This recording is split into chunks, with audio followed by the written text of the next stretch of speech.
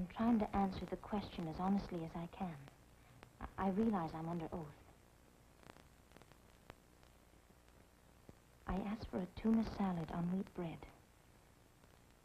I didn't realize it was white bread until just a few minutes ago.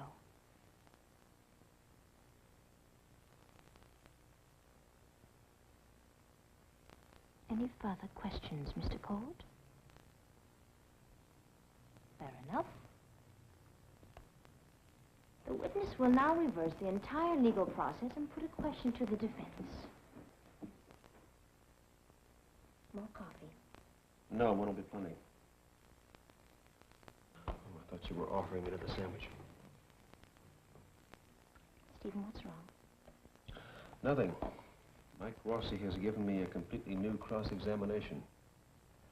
I was just doing some thinking on my strategy. Well, it's like trying to look the wrong way through a one-way window.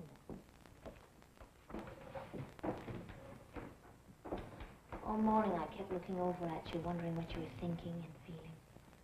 I couldn't tell. That's known as counselor's camouflage, or how to keep the prosecution guessing. Made me feel as if I didn't really know you at all. Oh, that's silly. Don't start talking like a neglected wife. No, not neglected. Just shut out.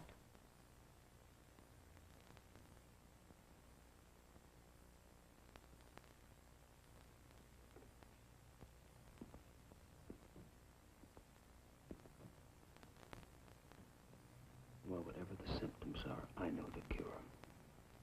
When court recesses this afternoon, we'll drive out to the country for dinner. Iced, leave for a milk by candlelight. How does that sound? And I promise, you won't have any trouble reading your husband's mind. I love you, Betty. I know you do. It's just that every time I see you here sitting next to Lee Weber, it just doesn't seem real. Stephen, you don't belong together.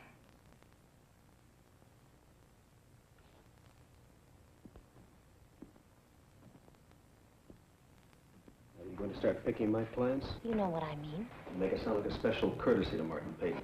Stephen, don't. You know, it would be like him to call you back and suggest you give it another try. Get Stephen off the case, Betty. That's an order. Stephen, I don't need Martin Peyton to tell me that this is all wrong for you.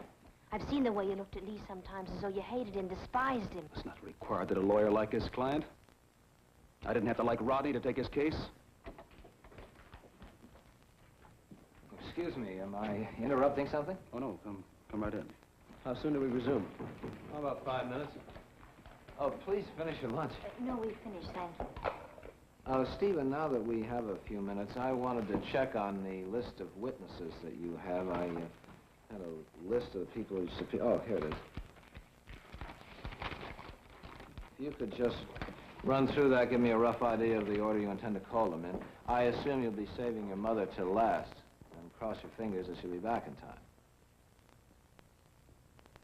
Well, I didn't intend to call her for a couple of days. Oh, then she told you when she planned to return?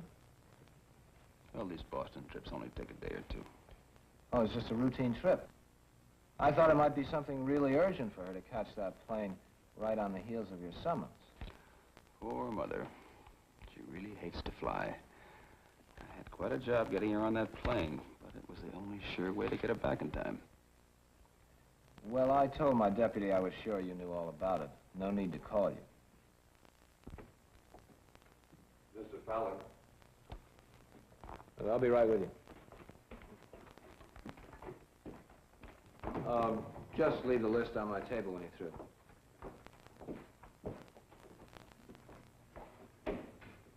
Why didn't you tell me you'd subpoenaed your mother? What had you intended to do, Stephen? Tear her apart in the stand like you did Rita Jacks? Well, it doesn't look like I'm going to get the chance. Oh, I am so glad your mother got away, Stephen. I hope she never comes back.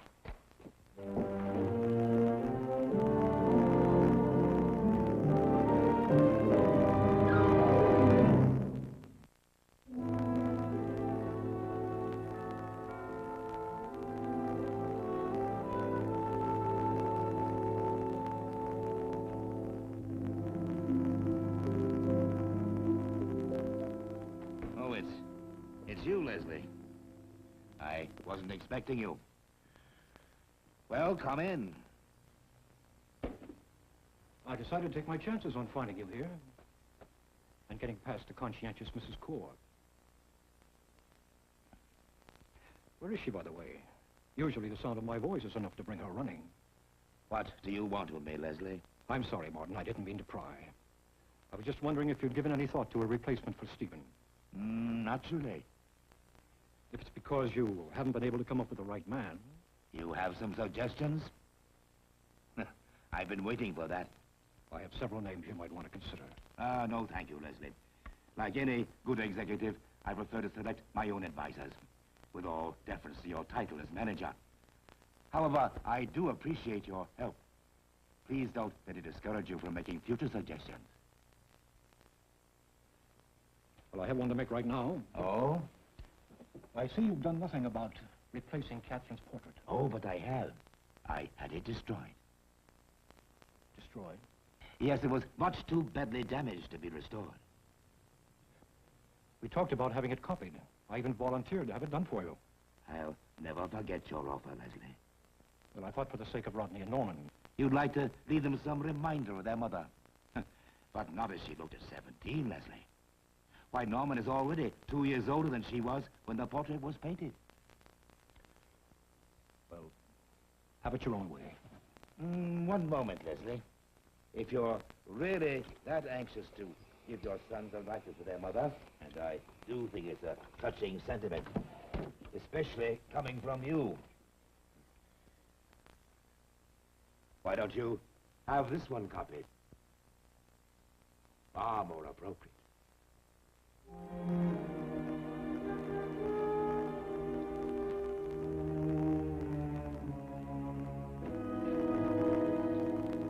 Dr. Rossi,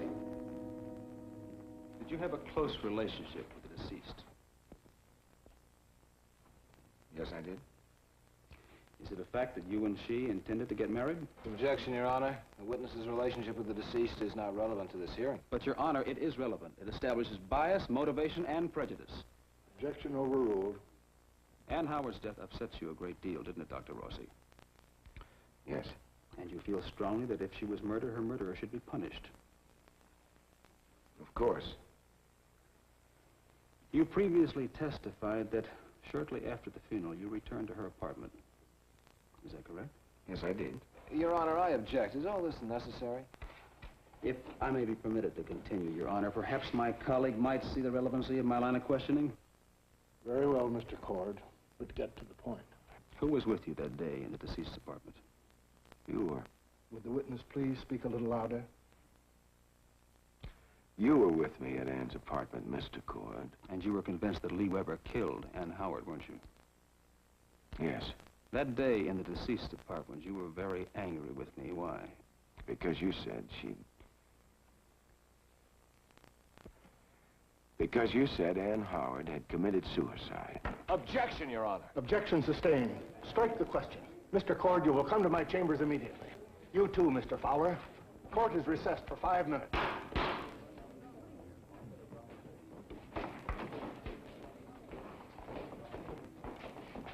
Of all the unprofessional, unethical tricks.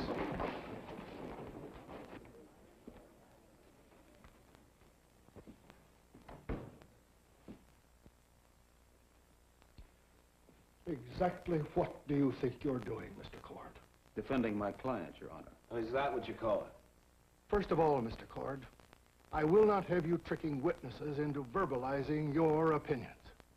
Secondly, this is a preliminary hearing, not a murder trial, and not a free-for-all. You and your client don't have to do anything but sit and listen. John here has the burden of the proof, and that's all we're interested in.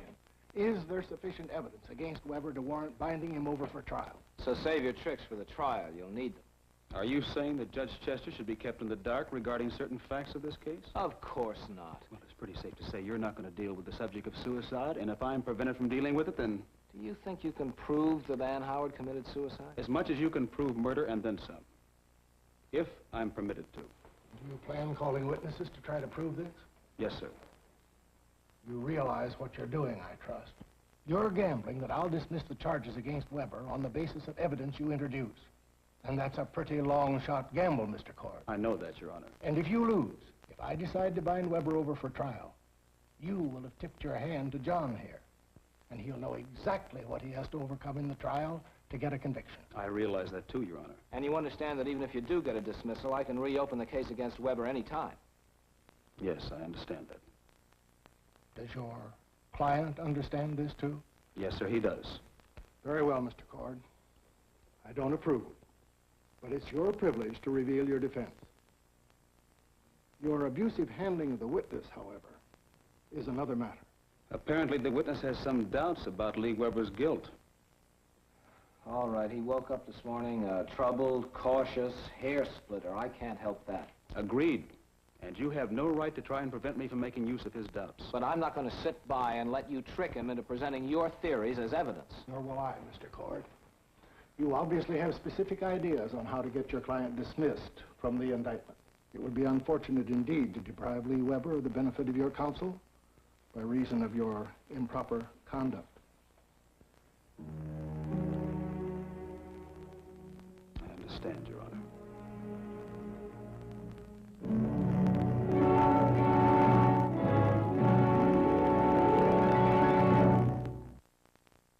Preview from the continuing story of Peyton Place. Didn't you learn anything at your trial? Let's talk about this courtroom and the defendant in this case, okay? What do you want here, Rod? I mean, besides Lee Weber's head. Yes, Mrs. Cord was leaving. What could you expect her to do? It's not a question of what I would expect her to do, Mr. Peyton. I'm interested in what you expect her to do.